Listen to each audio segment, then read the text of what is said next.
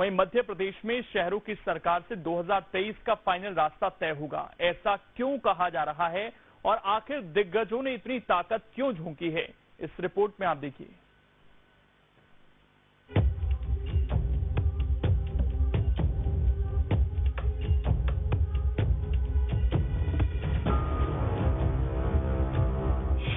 निकायों के नतीजे होंगे 2023 के ट्रेलर। हार जीत के क्या होंगे बड़े फैक्टर।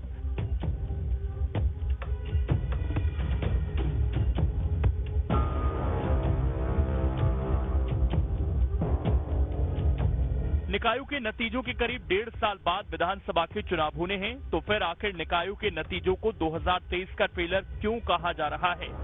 आखिर दिग्गजों के लिए जीत क्यों नाक का सवाल है? इन सवालों की चर्चा इन दिनों राजनीतिक गलियारों में खूब हो रही है। अब सवाल है कि आखिर इसके पीछे वजह क्या है। तो दरअसल निकाय के तुरंत बाद 2023 के चुनाव होंगे। हार जीत से बड़ा संदेश जाएगा, जिसका जनाधार बढ़ेगा, 2023 में मजबूत होगा। मुद्दों की परख हो पाएगी, जनता के मूड का पता चल पाएगा। ओबीसी आरक्षण से नफा नुकसान का पता चल सकेगा। जहां कमजोर रहेंगे वहां मेहनत का मौका मिलेगा। दिग्गजों का कद प्रभावित होगा, किसका चेहरा कितना प्रभावी ये पता चलेगा। इसीलिए पार्टियों से ज्यादा दिग्गज नेताओं के लिए निकायों में जीत प्रतिष्ठा का सवाल है। ध्यान में रखे न रखे, अगले साल विधानसभा होना है, उसके अगले साल लोकसभा होना है, तो ये चुनाव भी बड़े गंभीर चुनाव है और बड़े पहली इकाई है। तो मैं समझता हूँ कि आने वाले चुनाव में इसका असर पड़ेगा। इस बार जैसा देखने को मिल रहा है कि हमारे नगरीय चुनाव में कांग्रेस का पलड़ा काफी भारी रहा है, कहीं कहीं बराबरी से रहा है।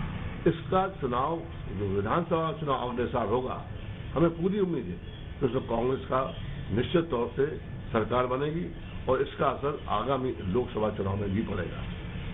भारतीय जनता पार्टी कार्यकर्ता आधारित राजनीतिक दल है और इसलिए यहां हमेशा ही बूथ इकाई तक का कार्यकर्ता लगातार सक्रिय रहता है और उसकी सक्रियता की दम पर ही भारतीय जनता पार्टी नगरीय निकाय में भी और ग्रामीण निकाय में भी सभी जगह प्रचंड बहुमत के साथ जीत दर्ज कराने वाली है।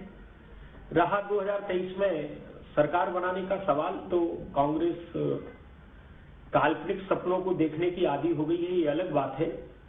शेष तो 2023 में भारतीय जनता पार्टी पूर्ण बहुमत के साथ सरकार बनाएगी अपने कार्यकर्ताओं की दम पर। हमारा कार्यकर्ता सकारात्मकता के साथ सदैव सक्रिय रहता है और उसी कार्यकर्ता के बलबूते भारतीय जनता पार्टी की सरकार मध्य प्रदेश में बने।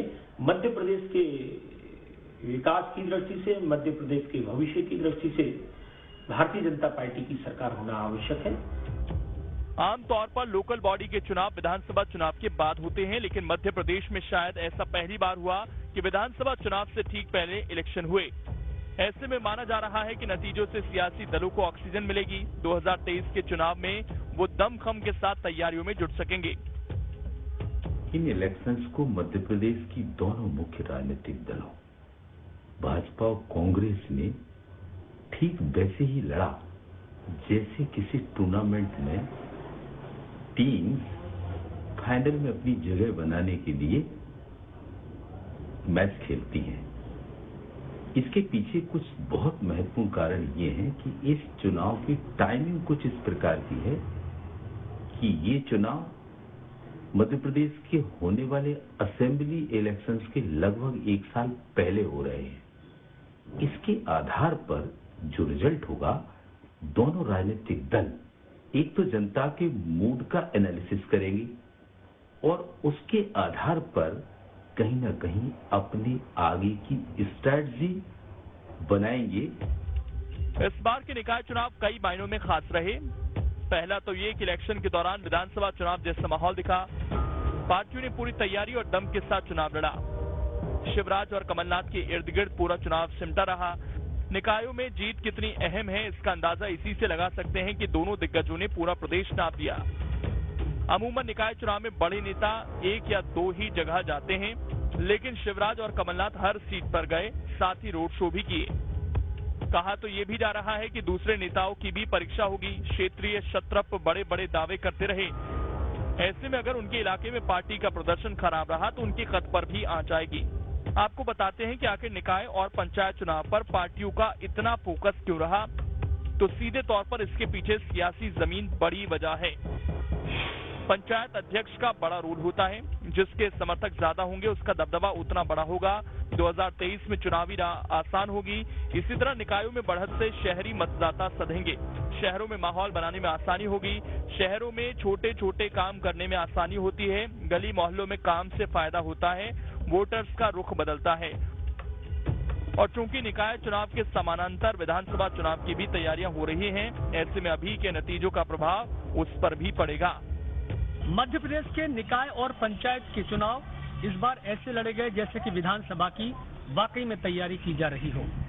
एक और तो मुख्यमंत्री शिवराज सिंह चौहान से लेकर पूरी भारतीय जनता पार्टी चुनाव प्रचार में जुटी मंत्री कमलनाथ और कांग्रेस पार्टी जमीन पर नजर आती रही। इसे सत्ता का सेमीफाइनल इसलिए भी कहा जा रहा है क्योंकि 2023 में विधानसभा के चुनाव होने हैं और यहां से जनता का रुख स्पष्ट हो जाएगा। यानी अगर किसी दल की कोई कमजोरी है तो उसे 1 साल का वक्त मिल गया है कि वो जनता में अपनी पकड़ मजबूत बनाए और विधानसभा का चुनाव लड़े।